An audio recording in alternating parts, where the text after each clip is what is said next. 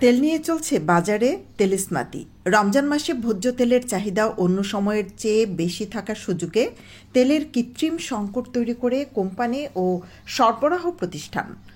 ব্যবসায়ীদের দাবি, তেল কিনতে গেলে তেলের সাথে অন্য পণ্য বাধ্যতামূলকভাবে কিনতে হচ্ছে।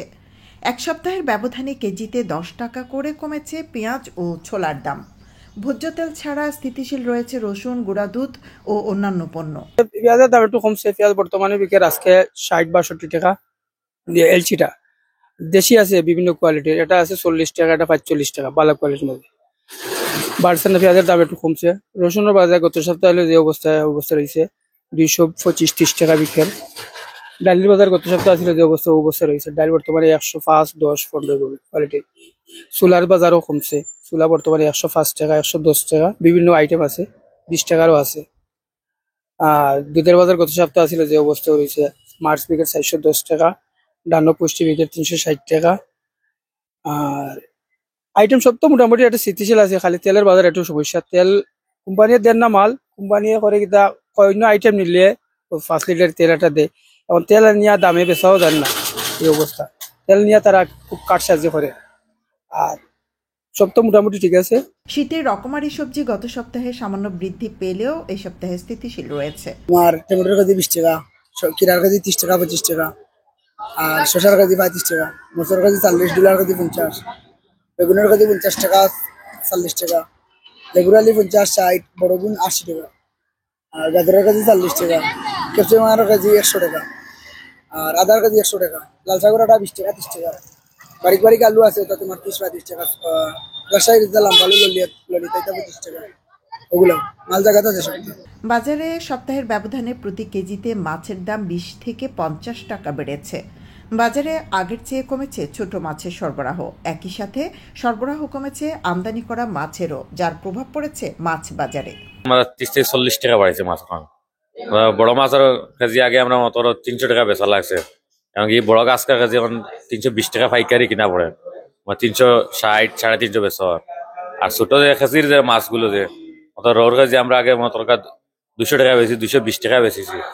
এখন মতো 200 টাকা লোয়া পড়ে, আমরা 210 টাকা লোয়া পড়ে, 230-40 বেশি। আর আপনার ছোট মির্গা আছে, কেজির মির্গা আপনার 240 টাকা বেশি, আর 30 টাকা বেশি। আর আগে 200 টাকা বেচছি, 210 বেচছি। পাবির কেজির দাম বাড়ছে, কেজি 40 থেকে 50 টাকা। ছোটরা বাড়িতে আপনার 30 টাকা, বড়রা বাড়িতে আপনার 40 টাকা। আগে বড় পাবি আছে নাম আমরা 330, 40, 320, এখন বেশি আমরা 350, 380। আর ছোটরা বেশি 320, 300। পাঙ্গাসের কেজি আগে জেলা আছে আছে বর্তমানে। আর ছোট মাছও খুব আবার দাম বাড়ছে। ট্যাংরা কেজি এখন 400, 450 টাকা বিকে। আগে গেছে আপনার 350, 300 বিকিছে। আমি বোয়ালের কাছে মতরকা এখন বোয়াল কম টাকা, বোয়ালের কাছে 900 টাকা, 1000 টাকা বর্তমানে বিকে। গেছে আপনাদের বলার দাম। ইলিশের দামও বলার নি ফিরা 2000 টাকার উপরে আছে কেজি, 2000 ছোটটা মতো 2000 টাকার নিচে আছে।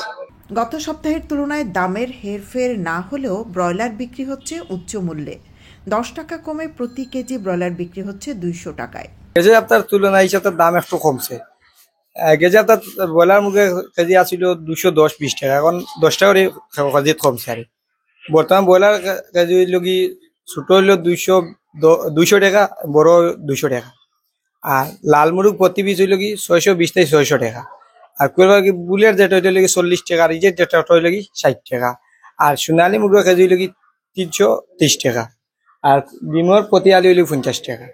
সব মিলিয়ে ব্রয়লার মুরগি একটু কমছে, আর কিছু কমছে না, 10 টাকা কেজি কমছে। রমজানের কয়েকদিন পূর্বে উপজেলা প্রশাসনের সমন্বয় সভায় ব্যবসায়ীরা নিত্যপণ্যের স্বাভাবিক সরবরাহের প্রতিশ্রুতি দিলেও ভোজ্য তেল নিয়ে সংকট সৃষ্টি করে তা ভঙ্গ করছেন। হলমার্কযুক্ত খাঁটি সোনার নিশ্চয়তা দিচ্ছে সততা জুয়েলার্স।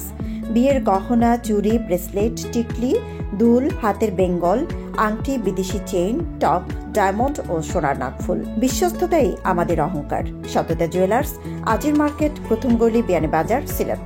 এ অবস্থায় প্রশাসনের কঠোর নজরদারিই পারে তেলের বাজার স্থিতিশীল করতে। সৈয়দা আখি হক, এবিটিভি।